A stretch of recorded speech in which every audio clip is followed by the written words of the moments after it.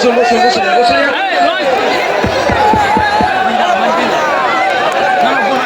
বসে যান, বাপেরা যারা দূরে আছেন বসে যান, তো মায়েরা বসে যান।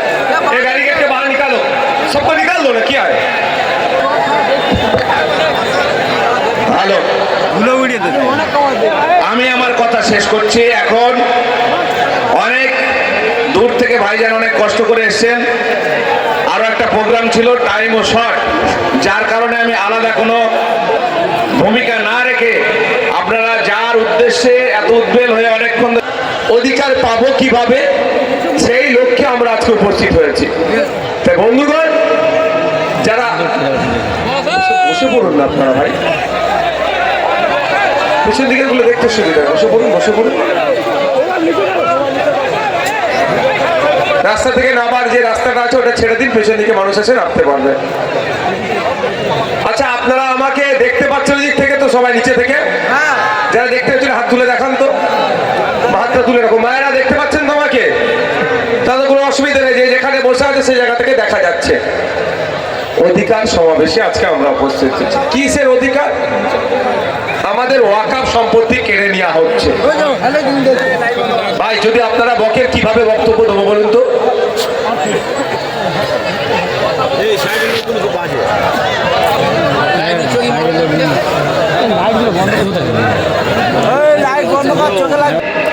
আপনাদেরকে জানাতে চাই, মমতা ব্যানার্জি যখন ওয়াকফ সম্পত্তি নিয়ে পশ্চিম বাংলায় আন্দোলন হচ্ছিল, তখন তিনি জানিয়েছিলেন দিল্লির বিষয় দিল্লিকে আন্দোলন করুন।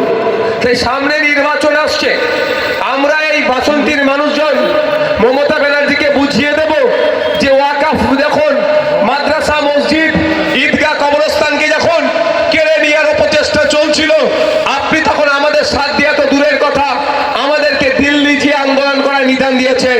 এই 26-এ ইলেকশন আসছে, যান আপনি দিল্লি গিয়ে ভোটটা চান, আমার বাড়ির সামনে ভোটটা চাইতে আপনি আসবেন। জানিয়ে রাখতে চাই আপনাদের, আপনাদের মাদ্রাসা, আপনাদের মসজিদ, আপনাদের ঈদগাহ, আপনাদের কবরস্থান তথা ওয়াকফ সম্পত্তি এখনো সুরক্ষিত আছে।